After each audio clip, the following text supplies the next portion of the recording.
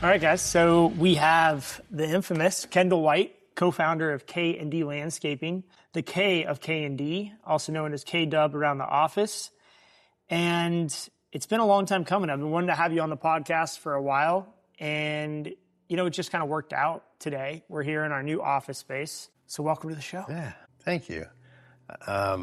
Appreciate that, Justin. Looking around this office, it is a testament of how far we've come compared to my first office, which is my truck, basically, and probably the living room of our house. Back at Celia, right? Back at Celia, before you were born. Yeah. You were in the works. You weren't around just yet. And it was your mom. So I would be out doing my thing. So give the listeners an idea. What's the year? What's going on in the world? You know, where are you? How old are you? Are you married? Are you not married? You know, what's going on? 1986 is when your mom and I got married. 22 years old. Both of us were 22. We went to high school together, graduated the same class, dated in high school. Right here in Watsonville. Right here in Watsonville. I was working out at Pajaro Dunes, and they let us use one of their banquet halls for our wedding, which we didn't have much money, so that was huge. And then since I was working in the catering business, that was their wedding gift, was the venue and all the food. So it's actually a pretty big gift. That was a pretty big gift. Couldn't say no to that. But we did that, and then at the time it was we were actually living with her mom, your grandmother, because of circumstances as they were. Right. And she was in transition, moving to Oklahoma. And we ended up buying the house later, but that's another story. So you bought the house that you were living in with her, though? Yes. Interesting. Yeah, okay. She helped us out a little bit on that, and made it possible for us to get into that, again, by the skin of our teeth, you know. And it seemed like every time I've bought in a house, it's been like just barely doing it, you know. And same. It's a lot of stress. I got to make that every month, and that's motivating. Were there bars on the windows, or is that a memory? Yes. Yeah. Okay. She lived there by herself for a while, or just her, and then went with your Aunt Sherry. Yeah, because I remember it's like when I was a kid, I remember this distinct memory of there being this like, hey, if there's ever a fire, here's how you open the bars on your window. Right. And I was like, man, that's kind of a little ghetto, but. Yeah. I mean, not what I would have done, but she was there, you know, kind of a widow by herself. Right. And her young daughter. So I get it, you know, I get it. Before security systems were before all that. Now we got Ring cameras, but okay. So you got the house, freshly married, working for Pajaro Dunes. Yes. And then you start, like, we get into landscaping. How did that happen? Yeah. I was working full time as a chef and making wages, you know. I was actually in a culinary union, but I remember it was $9 an hour. This is back in the 80s. So, you know, it wasn't bad back then. It's actually not bad, yeah. Probably like $25 an hour now. But I just, like, I saw the executive chef who was my mentor at the time and taught me how to cook. And I saw him working 60 hours a week, and he told me what he was making, which was a lot of money then, but I was thinking, man, that's like, if I start a family and have a mortgage, like and then working on weekends and holidays, and I didn't want to do that. So when I got promoted from being the executive chef's assistant to the head lunch chef at, 23 years old or whatever I was, I went from going to work at noon and getting off at 8 to going to work at 5 in the morning and getting off work at 2 in the afternoon. So that's a lifestyle change. Yeah. Big time. But also it's like, okay, your mom and I decided, you know what, let's have our kids while we're young. Yeah. So once they're older and move out, we'll still have our time together afterwards. And, it seemed like a good plan. We're both on the same page with it. And so with that in mind, I thought, I need to earn some extra money after work. And so I bought so this resort I worked at was on the beach. It was Pajaro Dunes, and the trucks and all the equipment got rusted out, and they were selling one of their old maintenance trucks. It was a 78 step-side Chevy, I believe it was, or 77, and there was so much rust on this thing that I could look through the floorboard and see the ground underneath. the general manager, I think he kind of felt sorry for me and he sold it to me for $100. So I got a $100 truck. I had a Sears credit card, so I went down to Sears and bought a handheld blower, a weed eater, and a Craftsman lawnmower. And I was in business. So Low bar of entry. Low bar of entry, which So like probably like $500 of 80s money. You had a business. Yeah. And you're running it out of the house. Definitely, yeah. And at first it was just mowing lawns and maintaining some yards for some friends of mine. People are acquaintances, people I knew. And it was, 2, 3, 4 different properties, like just residential houses. Do you remember what you would charge a month for that? Like $60. Yeah. $60 a month was kind of the going rate, 30 for the front, 30 for the back. And, yeah, that was like the beginning. And after about a few months of doing that, maybe 8 months, your mom worked for somebody that lived in an HOA, and they were going to bid out their lawn maintenance for their HOA. Yeah, and perfect. Yeah, but that was like, oh, you got to get insurance, and didn't need a contractor's license because of the amount, but... So I put a bid in on it, which was kind of ridiculous because I had no idea really what I was doing. But do you remember how you submitted the bid? Was it did you type it out? Did you? Well, yeah, back in those days, it was just real typewriter stuff. And so it was just a 1-page proposal, which, it wasn't like going on, chat right now and say give me a proposal for lawn maintenance. It was had to figure it out. Yeah. And so I turned it in because they had some specifications that we were putting an estimate to, a RFP. And they had kind of a template of what they wanted. So I just used that. And then on the bottom, I just put the price. And what a surprise that I got the job, I think it was $300 a month or something, which, and so then it was like, okay, and here we go. And so I just started doing all kinds of research about turf maintenance and lawn care and fertilizing. And what does that look like in the 80s when you say doing research? Because today people think of research differently. There's a company called Ortho that was printing out books back in those days. Yeah. And they had different books for pest and diseases, lawn and lawn care, shrubs and ground cover. And so that was one of the resources I used. And then just anywhere I could find information. And so I went for it. And after work, almost every day after work, I would go mow lawns at this HOA and then my other small little route, Yeah. And I did that for about a year. And then that HOA asked me to bid on the entire HOA. So all the ground covers, shrubs, hedges. And there was tons of fast-growing shrubs like escallonia. Yeah. A lot of trees. And at that point, I was like, well, it's not really enough for me to... I got the job, and it's not really enough for me to quit my job. So that's when I hired my brother, Uncle Alan, and Juan Sotelo, part-time. So they would work on it, and then I would come by after work and yell at them and tell them, hey, you missed that. And then they started learning about how to treat people because it didn't go over too well when you show up, yelling and screaming out of your trucks. Especially to your brother. Yeah, my older brother. Juan probably at the time, who probably didn't understand much of what you were saying. No, and vice versa. Yeah.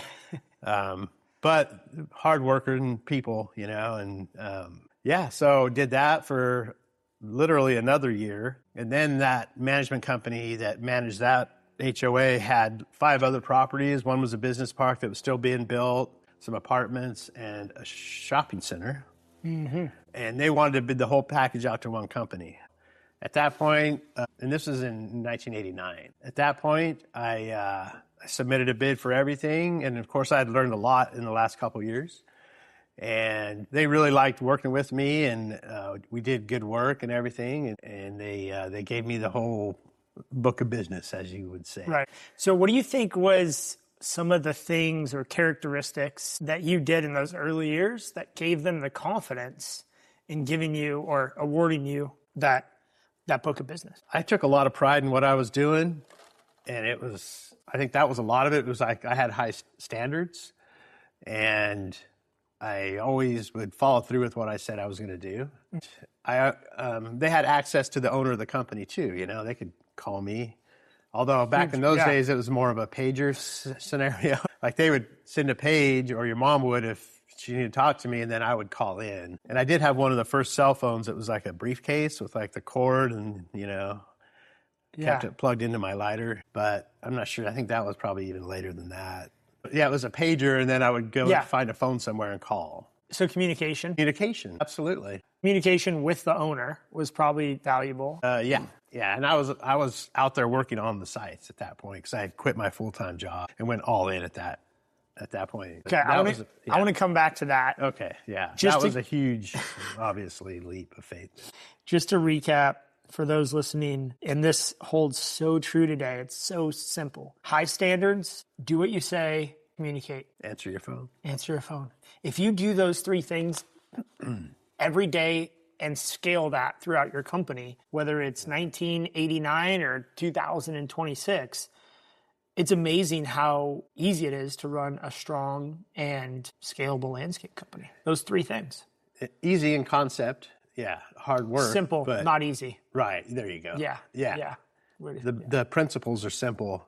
If you can do that at scale, that's hard. So you decide to go all in. You quit your job. What's the discussion look like with you and mom? Right. It was nerve-wracking, honestly, because it was like, okay, if we do this, then because she was working, but I was going to need her to do the books. You know, if I'm out there trying to hustle work and do the work, and all the equipment, and then just the physical part of doing it, I'm not going to be able to like do all the payroll and insurance and proposals even, because I couldn't type for her to save my life. But she was good at it, you know. That's what she did, and so we did it together. We were in it together, and we feel like it was the only way we could really get ahead, because if working for wages, we know we can only make this much money. Yeah. But this way, you know, it's how much work we put in and how much, you know, how successful we are. And we were very motivated because we knew we wanted to start a family, and I wanted her to be flexible enough to not have to work full time, so she could take care of you and your brother and your sister. And the only way that was going to happen is if we did something different and took that chance to get ahead. So that was the mindset. It's an entrepreneurial risk. Absolutely. Yeah. So let me ask you this, because I think it's really interesting.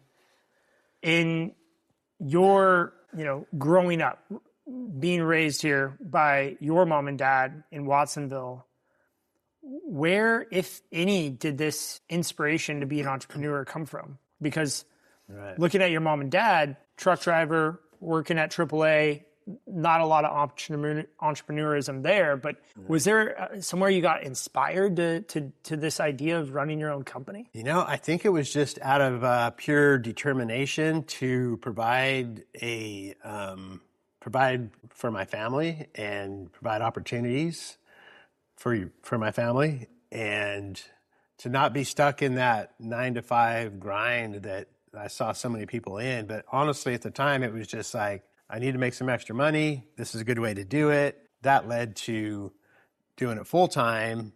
And then I think the light bulb kind of went off when I made that leap, and we were making it, we were doing it. It was a struggle. Don't get me wrong. Made a lot of mistakes and didn't have really any capital going into it. So it was all just like sweat and sweat equity, I guess. Sweat equity. And so, yeah, I don't know that there was really that like awareness of entrepreneurism.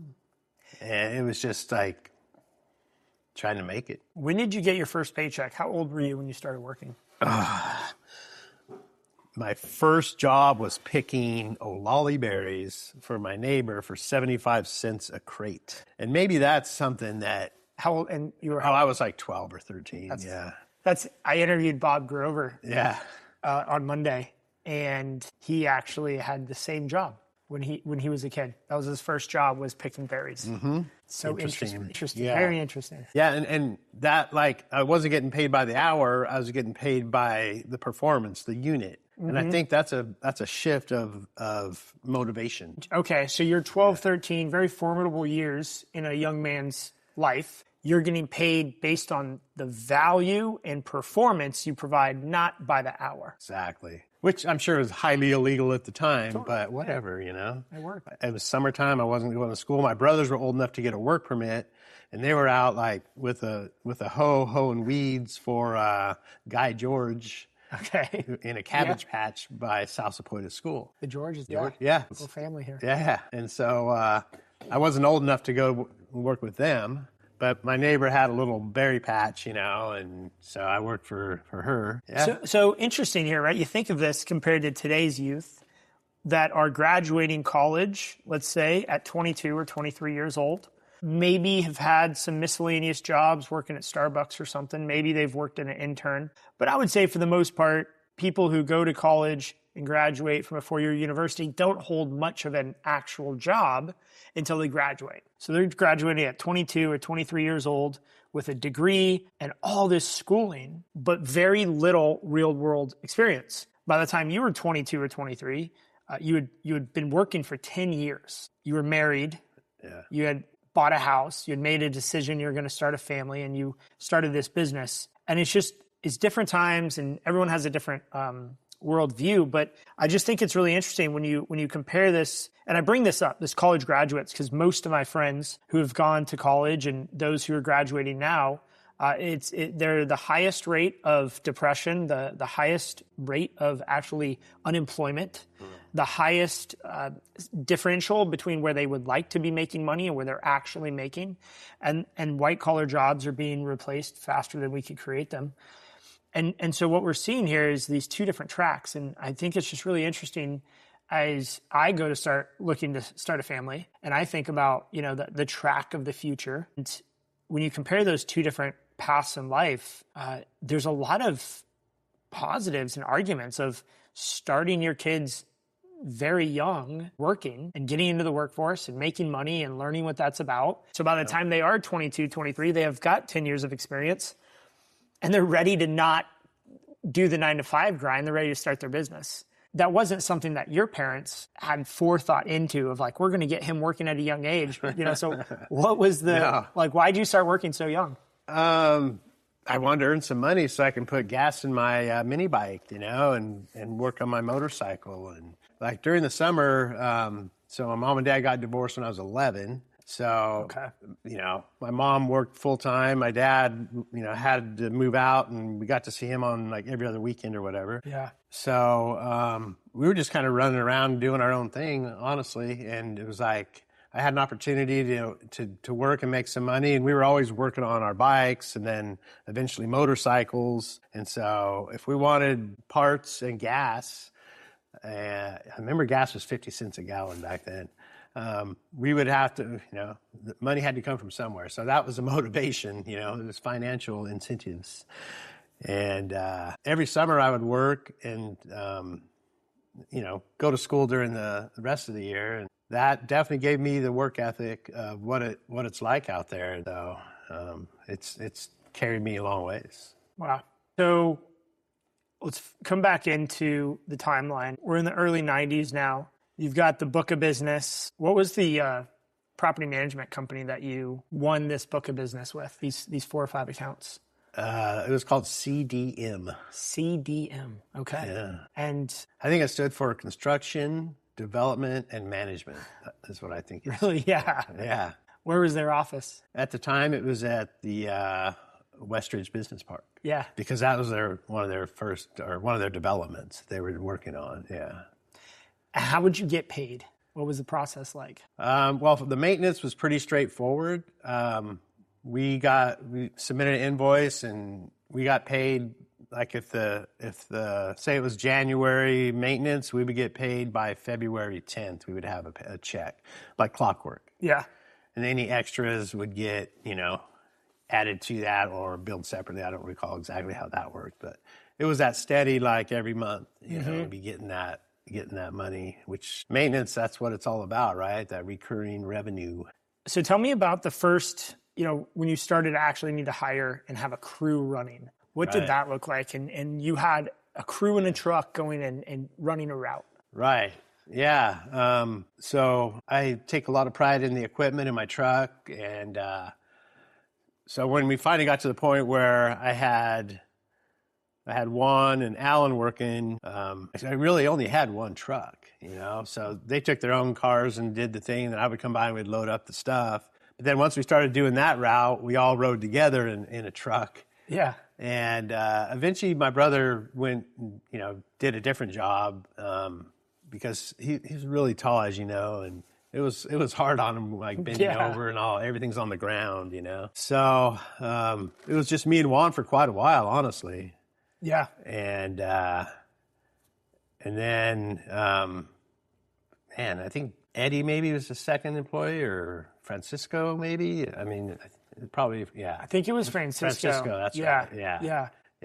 And then, so I think, like looking back at it, it was those guys were doing so good. I'm like, well, I need to go fix a sprinkler over here. And so I think originally, like, I would let them take the work truck and I would use, I think it was a personal vehicle, and throw some shovels in it and some parts and go fix a few sprinklers. And then I think it kind of like the light bulb went off. It's like, hey, I can, Juan knows what to do, and I can go over here and make money doing this other thing.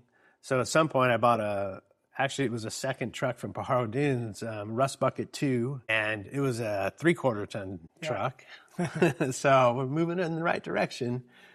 And so I started doing, other little things like sprinklers and maybe plant a few plants, just repairs on our maintenance properties, enhancements. Before enhancements were. What was your penetration rate? Were you tracking those much numbers as possible? back then? Oh yeah. The biggest tracker was, do we have money at the bank balance accounting? That's exactly what it was. Yeah. So, we get to go out to dinner tonight. So that was like a mind shift of like, I don't have to be there all the time because I have this guy, Juan, who can do it. And I was like, he was doing such a great job. He's like me. He's like, maybe even more so. Like, he wants all the lines to be straight and everything to be perfect. So I started like branching out a little bit and doing a few other projects. And pretty soon, word of mouth gets out, and we did a little advertising back then. It was in the newspaper and the Yellow Pages. Yeah. Which was the Yellow Pages are very expensive. It was like $500 a month to advertise in that thing. Wow. Yeah. For a little that's ad. probably like $3,000 today a month when you think about the real numbers. Yeah. At least. Yeah. And and then it was like, it was a cycle. It was like, I would like get a bunch of jobs. And ultimately I was like building the maintenance during this time too. Cause when those guys were working, I could go out and knock on doors or walk into offices and get more maintenance. Juan was like, yeah, get us more maintenance. I remember him saying that, just keep getting us maintenance. He was really enjoying it. And so pretty soon I had enough, work for a second truck. And so then I would buy another truck and I would get the truck all outfitted how I wanted it, and then it would kind of snowball. And pretty soon it was like, okay, now we need guys doing just irrigation all the time. And but as you know, like with one guy running everything, you have your limitations on how much you can do. So let's jump to like 2000, 2002. If you can put yourself back in that time, you're running out of Primrose now. You've got a yard. You've got Francisco running kind of a construction crew. Juan's running a maintenance crew. I don't know if anyone else is on board yet or if you just had those two crews in 2000, but this is 26 years ago. So probably just at the very beginning of Francisco coming on and you having those two crews, my guess. Yeah, and Eduardo was part of that. Yeah. And he really took to the irrigation stuff, So he was learning that, and he like, when somebody likes something, you give them more of it, It's like, all right, you're going to do all the irrigation for this, and they just get better and better. So, then we started actually bidding on commercial work from a set of plans. And again, it was very new to me and made a lot of mistakes, I'm sure of it, missed things. What's a job in those early 2000s that really come to mind when you think of commercial installation? Early 2000s, well, One of them was a business park in Salinas for it was one of the Creek Bridge developments over there. I remember that one. And it had a bunch of palm trees on it. Yeah. And man, I remember the architect had specified like very specific. It was BTH, brown trunk height. Yeah.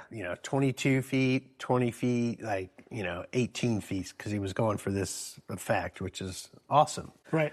And I found this guy in Southern California who was a palm tree broker and got a bid from him, got the job, ordered the trees, and they were the wrong, some of them, they were all bigger than what I ordered. I called them up and I said, hey, we needed a 22 footer and this thing's 24. He's like, oh, just plant it 2 feet deep.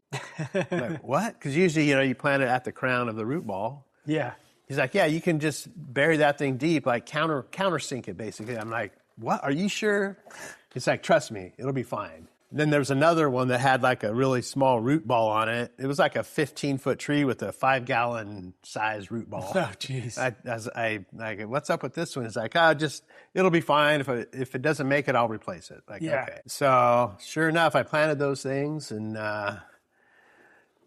they did fine. Yeah. I went and checked one about 3 months later, and it actually shot a root right out of the side of the trunk. And if you think about it, they're on an island or in the desert and the sand, the shifting sands, right? And they compensate for that.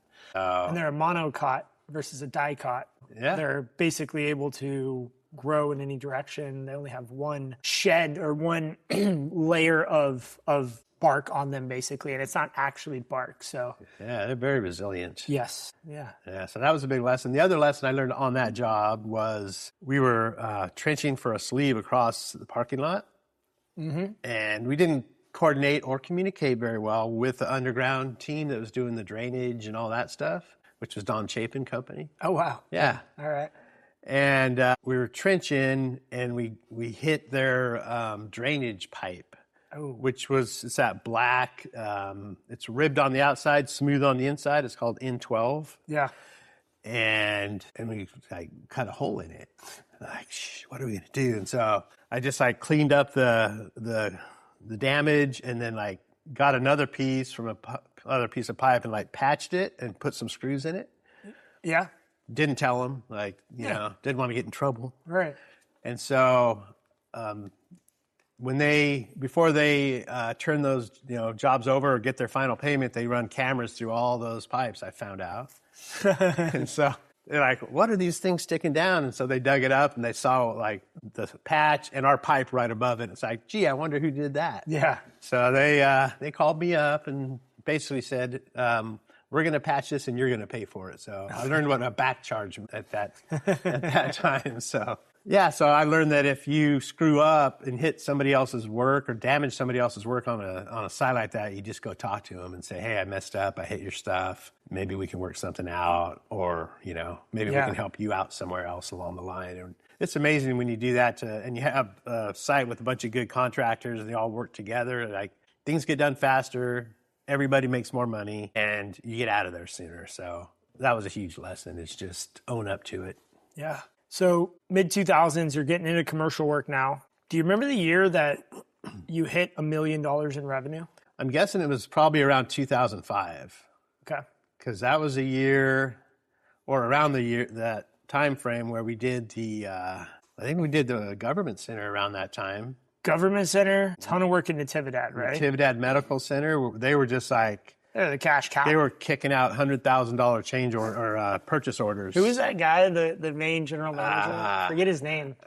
I remember tagging along with you on that one. I was 2005. I was 15, 16. But I remember that big front entrance with the retaining wall. I did a little sketch for him. Yeah. And where their sign is. That. Yeah, it still stands today. Yeah. And also the Monterey County Health Department, we did that. That's the year I bought the cabin. Yeah. And the first time you rolled the excavator, I think. And the first time I tipped the excavator over. I still remember that. That sidewalk that you were digging the trench along, Yeah. and the track dropped, and then Yep. shrink. Well, that thing was cool because the tracks could retract in, and the idea is you retract in to like go through a gate or something, but then you put them back out. Yeah. But when they're in like that and you're digging, it's very unstable, and so when it slipped off the edge, it just kept going. Yeah. Same thing at Aptos High School. Mm-hmm. Yeah. So, but. Two-time rollover. I did it 3 times. The other one was on Blackburn Street at a housing authority project. But I know that with 5 strong guys, you could stand that thing back up. So That's the number. yeah. And that, that Monterey County Government Center or Health Department. Yeah. That was the project. That was like my first project where you would ask me to go and represent the company in the trailer. Yep. And I think I was probably 17 or 18 at the time. I wasn't in school anymore. And Uncle Mike was kind of working it a little bit. And Gary from MPE. Oh, yeah. Gary Haney. Gary was the general foreman for MPE, and they were doing all the grading and everything. And so I went into the storage or the office trailer where everyone was meeting, and everyone's talking about all this crazy stuff happening in this big building and site work. And Yes. I'm just kind of waiting for my turn to speak or answer a question. And they go, oh, what about where's the landscaper? And I was like, oh, I'm right here. And they started asking me all these questions I have no idea the answer to, And so I just kind of like, all right, well, I'll get the answer, and they're kind of mean to me.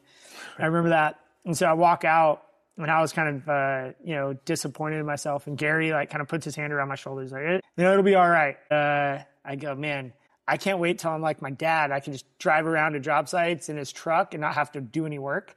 And he kind of chuckles and he goes, look, you're only going to get out what you put in. So if that's your mindset, that you just want to drive around in a truck and tell people what to do and not have to work that hard, you'll never grow a company that's worth anything. But if you want to work hard and, continue to work and put the time in, you'll be able to grow a company that'll be, like MPE. And they were pretty big at the time, probably, 100 employees or so. And so it was a quote that stuck with me today. And I still think about it all the time. It's just, you are only going to get out what you put in. Yeah. And a lot of entrepreneurs I hear, they ask me this, is like, how do I set up a business so I don't have to work in it? How do I create a company that I can just not have to be working so hard, and I could just kind of take time and go on vacation all the time? And my answer is, well, I mean, that's possible, but how much are you leaving on the table if you don't actually do your full potential? If you don't just put it all in.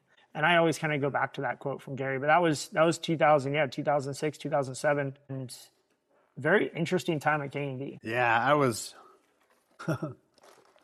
definitely kind of in over my head, and they were like, RFIs and PCOs, and it's like, what is all this stuff? Lime-treated soil. Lime-treated soil is hard, yeah. We still look for that in our contracts. We right. still have that excluded from 20 years ago. What's that smell? Oh, that's the smell of hard dirt, it's lime. Oh, my gosh.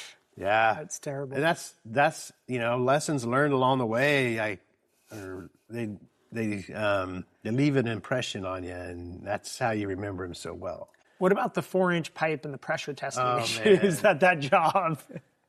Yeah, so was like weeks. The job itself did not warrant 4-inch pipe, but they were going to expand onto it in the future. So it was all 4-inch main line, and they had an inspector of record out there that was holding us to the pressure test specifications, and it was a nightmare trying to get that thing to pass the pressure test. And we kept patching pipe, cutting in new pipe, redoing everything. And it's like 4 feet deep in clay soil. It's like too. 4-inch pipe, yeah. And, I dug a lot of that up myself. Most of it we didn't bury before we tested, but some we did. That wasn't a good idea. We'd never had any issues with that before. Maybe never held to the standard, but also it was, I think, the first time we really put in we've done a lot of 4-inch drainage, the 4-inch main line, and then pressurizing it. Do you remember why it wasn't passing? The glue. Not the glue, the glue applicator. Oh, yes. The ball was too small. The dauber, or we should have been using like a brush. Yeah. So what would happen is we have to go around that pipe so many times with a small dauber that it left a little ridge each time, and it didn't create a really cohesive a bigger brush is what we ended up going with, and that's what it was. And it took, it cost must us have been thousands and thousands weeks. of dollars. Yeah. And this IOR was like, if it dropped by more than 5 psi over 24 hours, you immediately failed. Yeah. So there was no slack.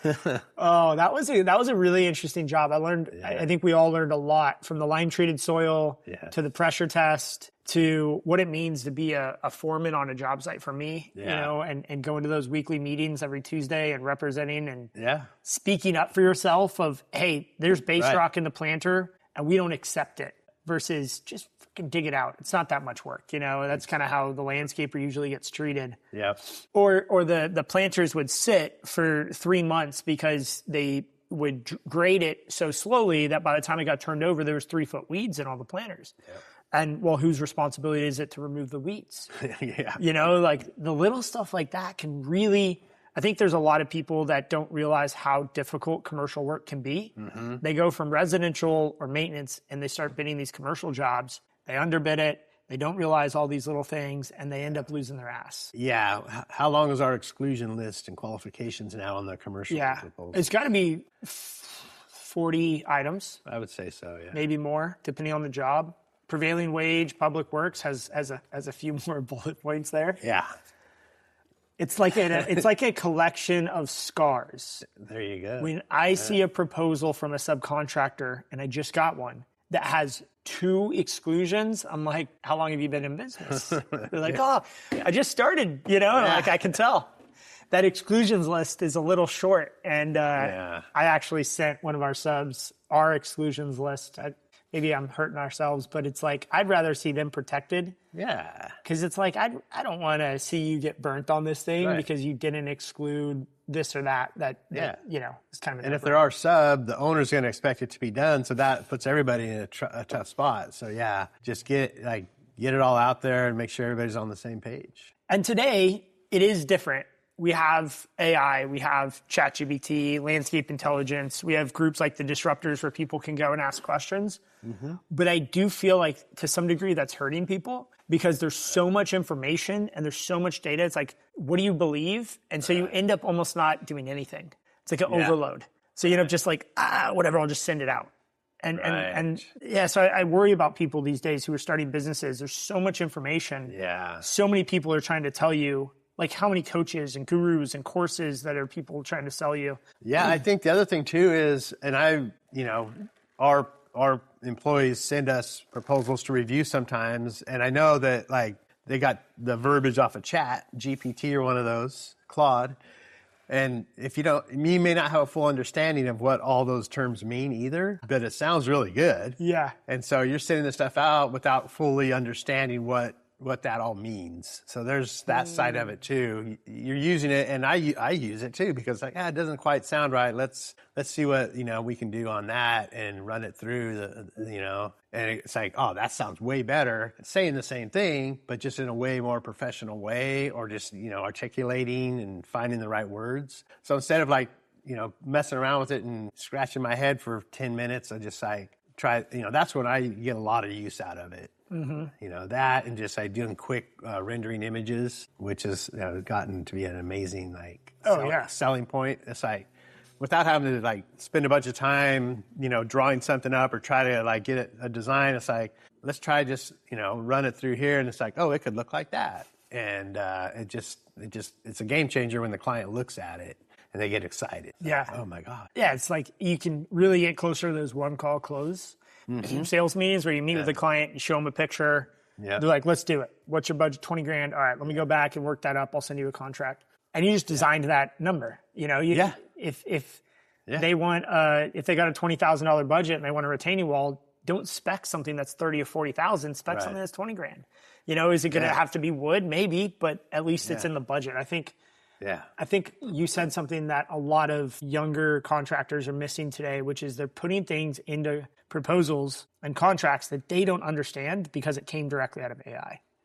And I actually had this happen with the agency we were working with recently. They sent me this thing and I was like, oh, this is actually pretty good, but it's kind of off with how they're describing some of this stuff. So I call them and get them on the phone, and within 2 minutes of a phone call, it's like, okay, you have no idea what you sent me. Like, they would rather go back and forth on email because they're able to kind of like respond using AI. Right. But when you get someone on the phone, you can see through everything. And I think that's a good reminder for both purchasing people and specifiers and contractors is it's worth a site visit, a phone call, a secondary meeting to make sure what you were sent, whether it's a subcontractor or maybe you're doing a remodel at your house, it's worth a second meeting or a phone call to make sure the person that sent you what they sent you understands it. And it's not just AI. Yeah. There's nothing like in-person meetings. I had a lead come through last week, and the guy gave me exact square footage, and he said he wanted to take out his turf, put in gopher wire, topsoil, and new sod. Easy. Yeah. Like straight, I mean, I could have given him a bid over the phone, but I'm thinking, well, I'm sure he's getting bids from a lot of different contractors. So I'm just going to meet with him and just, see what he's all about. Maybe there's something I'm missing, Yeah. So I met with him. I looked at his lawn areas, and the first one was straightforward. It was a rectangle, but he had really old sprinklers. I'm like, you want to swap those out while we're doing it? Yeah, they've been there for 30 years. That's probably not a bad idea. I go, yeah, it'll keep you from digging up your new lawn later. And once you put gopher wire in, you do not want to be messing with your irrigation system. So, all right there we have sprinklers. Then the next lawn was in between basically a circle of trees and liquid amber trees. And I was like, man, he's like, I don't want to mess the roots up. There's a root over here. And I'm like, I bet you there's roots under this entire lawn. And he's like, yeah, you're probably right. And I really love these trees. What do you think we should do? I'm like, well, based on all the site, what I'm looking at is, I don't know if the lawn's the right thing for this area. Yeah. And he was a retired guy, him and his wife. They're not out there playing on the grass or anything. Yeah. I'm like, what do you think about just eliminating this lawn, just put in some nice native plants and stuff and run some drip irrigation and save you water? And he's like, I think that makes a lot of sense. Because I go, I guarantee you, if we come in here and tear this lawn out, it's going to look like, a murder scene with roots everywhere. He's like, oh, no, I don't want to do that. Attack. So he was all about that. Ended up talking with the guy for about an hour. Yeah, we'll see. I know he's getting other bids. I know we're not going to be the lowest bid, but I did a quick little rendering for that area. First try.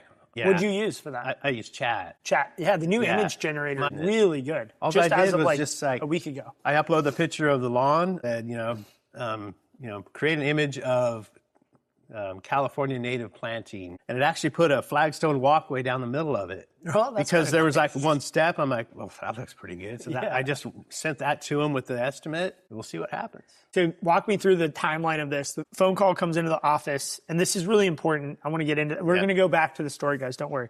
We left off in 2007, right when things were at the peak. Yeah. We'll come back to that. Yeah, 2007. So here you are today. You're doing sales, and you're getting a lead. Why would a lead go to Kendel versus residential, commercial, or maintenance? Why is it going to you? Yes. So each department kind of has its ICP. Ideal customer profile. And when the lead comes through and it doesn't fit in any of those boxes, that's when it comes to me. So you get the scraps, basically. I get the scraps and I put them together and I make a beautiful cake. A nice $2 to $3 million a year, 65% gross margin cake. Yeah. Nice. The pre-con I was on this morning was for a school.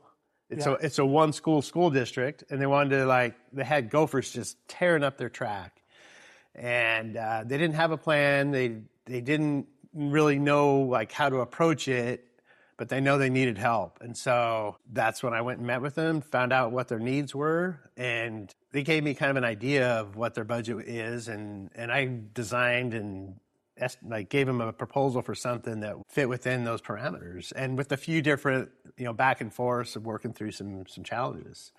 And then sometimes it's a small project, sometimes a small project turns into a big project, but we're building relationships and helping people out. Yeah.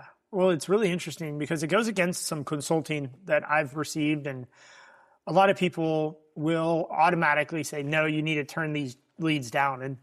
if you weren't here, we probably would, because it's just you only have so much horsepower or so much capacity in a sales team, and you've got to allocate those sales team members into the best possible lanes that they can go and win.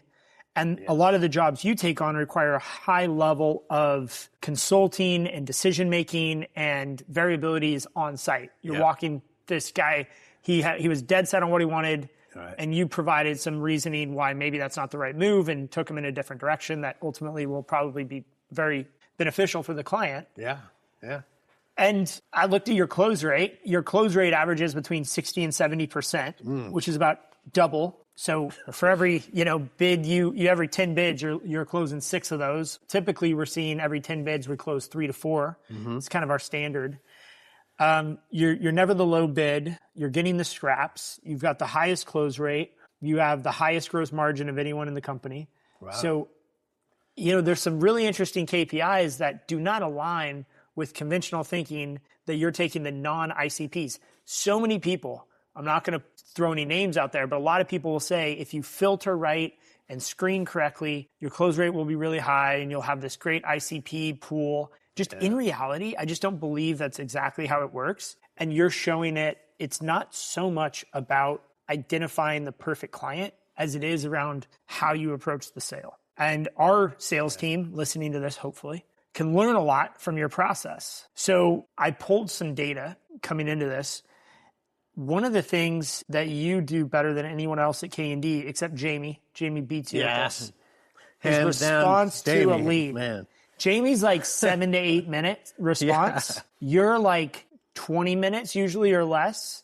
And then you have a lot of other team members who are, sometimes hours or days, which we're trying to work on that. But the time in which you respond, and then I've noticed too, when I look at the data in Aspire and I look at the timeline, you are meeting 1, 2, 3 days in from the time they call versus someone who maybe has a little, I don't know, I don't want to make excuses or whatever, but they're taking a week or 2 weeks. Like, hey, the next available I have is 2 weeks from tomorrow. And they're like, okay, I guess so.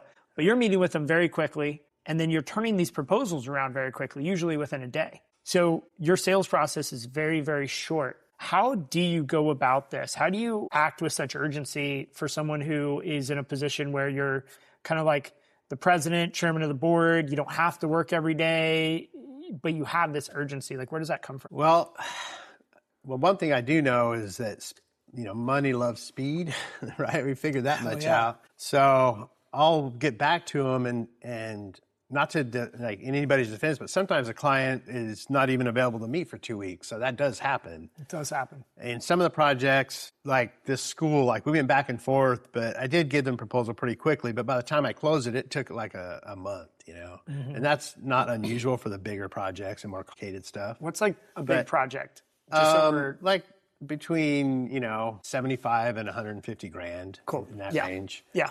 That's for me, because I'm not bidding the real big stuff that tend to be a lot more complicated.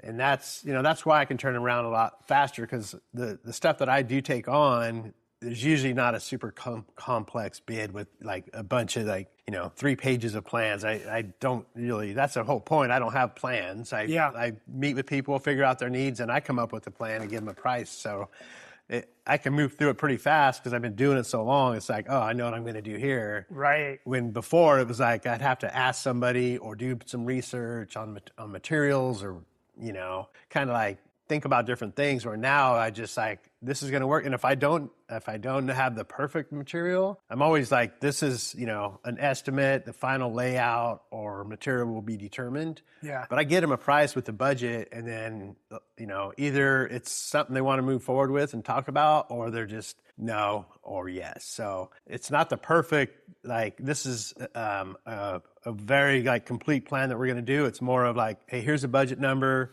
This is what I bid on, but we can change things. And most of the time, we don't really change that much. It's more of like, what color blocks do you want? Or, we're going to get the plants, but I'm going to have my plant designer meet with you and come up with a planting scheme, So it's just knowing where to plug in the resources to not spend a whole bunch of time getting caught up on the details when, it's a work in progress. So having some level of vagueness within the proposal, but also having like clear what is going to be expected in the final result. It's like, this is what I'm pricing, but it can change, and the price may change accordingly, but this is like kind of what you're looking at to get your project done.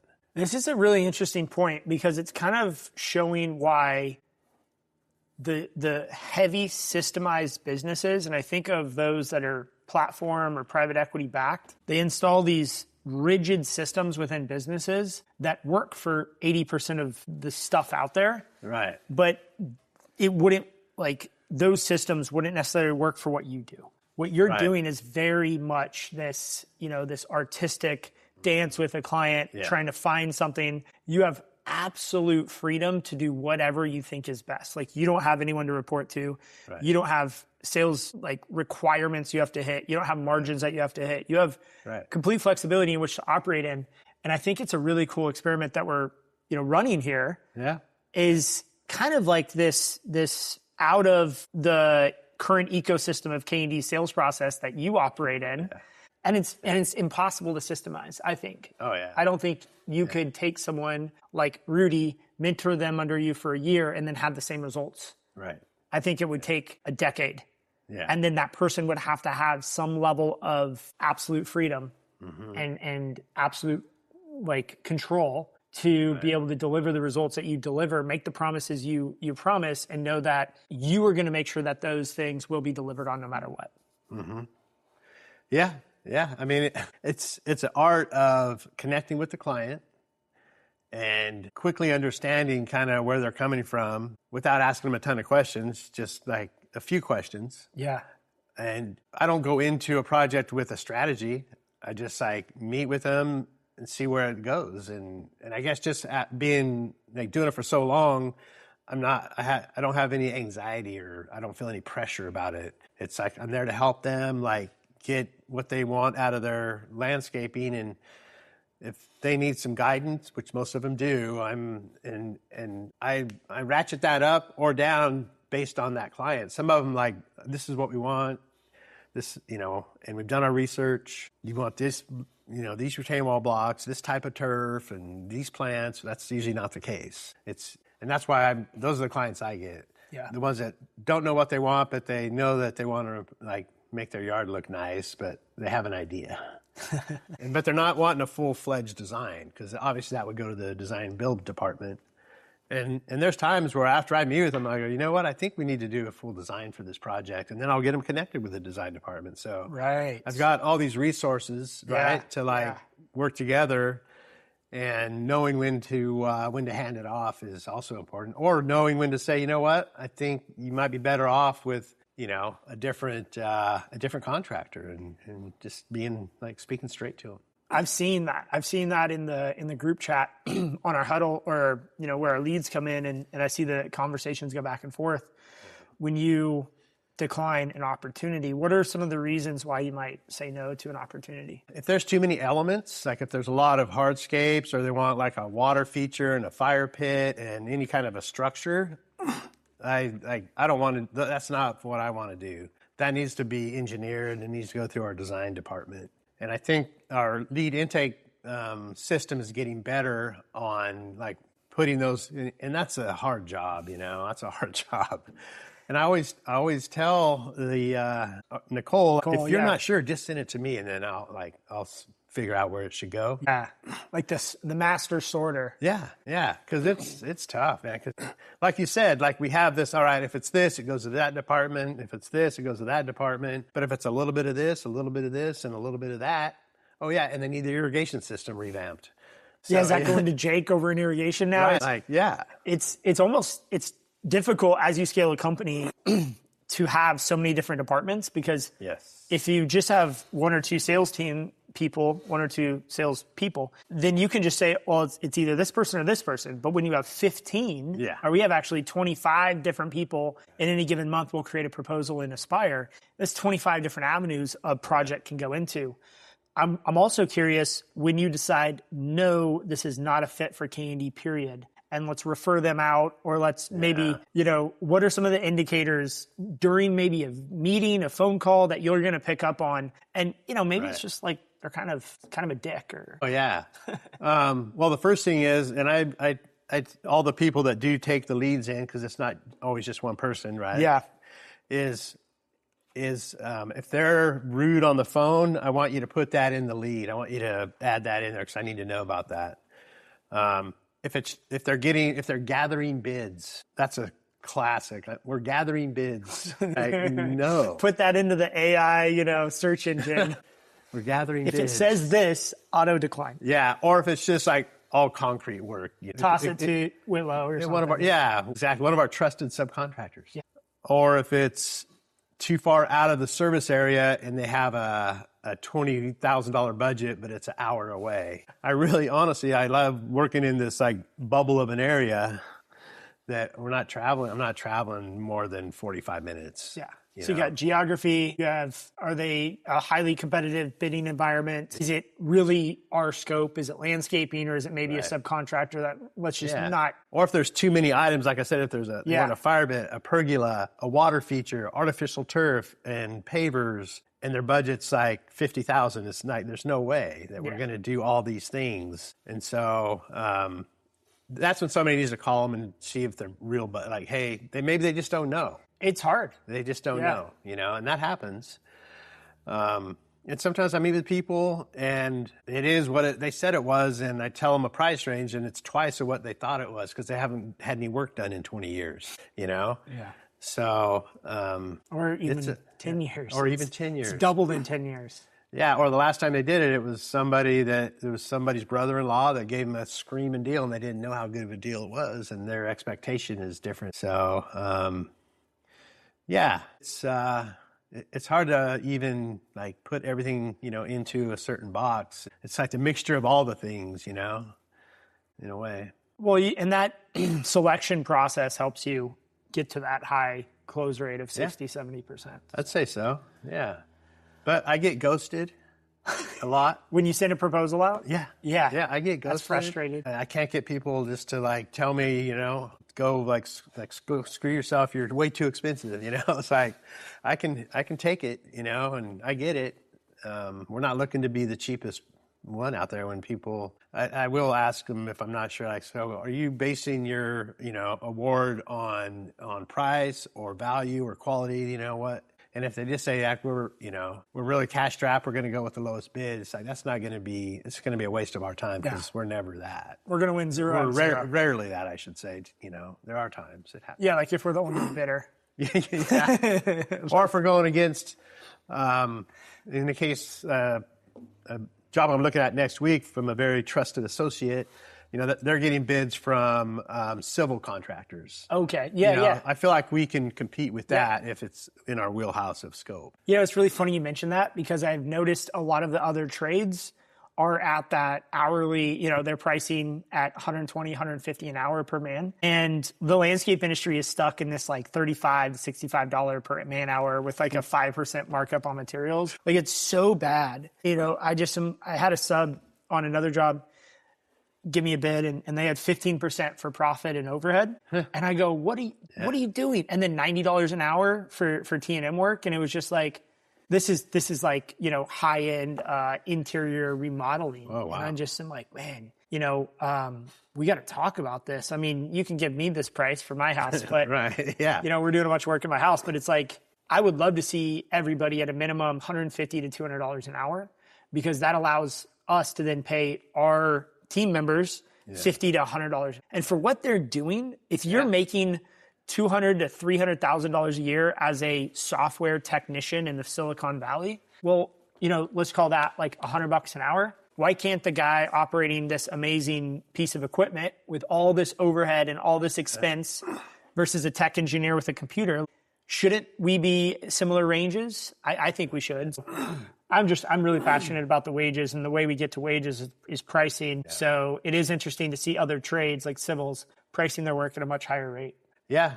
And I think I feel that if I can present our company in a very professional manner when I meet with the clients, and I've been told this, like you were so you made us feel very comfortable working with you, and every question we had, every email we sent, you replied within within a very short period of time with an answer. And we feel like if you're going to be that responsive during the bidding process, then we feel like if we give you the job, you're going to be the same way throughout the project. Yeah. But if you take 3 or 4 days to get back to somebody that asks you, like, what happens if we do a exposed aggregate finish instead of a broom finish? How much more will that be? And it takes you 2 or 3 days to respond. It's not going to build a lot of trust and, certainty, sense of urgency during the project. So communicating from the time you meet with them until they say yes or no is huge, huge. If I'm a client, I am expecting during the sales process to be the peak level of communication. Once you sign a contract, I believe communication falls a little bit. I think every company does this. Sometimes maybe you get a really great project manager, but the salesperson is going to be peak communication in almost 90% of cases because you're trying to get a job. Right. You want to close that client. You want to expose that client to the best experience possible. Mm-hmm. So most clients are thinking this, and if they are not basically experiencing what they feel is a good level of communication, they're like, well, it's only going to get worse. Right. So if I'm not happy during the sales process, then I don't even want to see what the build process is going to be. So that's a pattern that I think a lot of clients have picked up on, and you've got to be aware of that.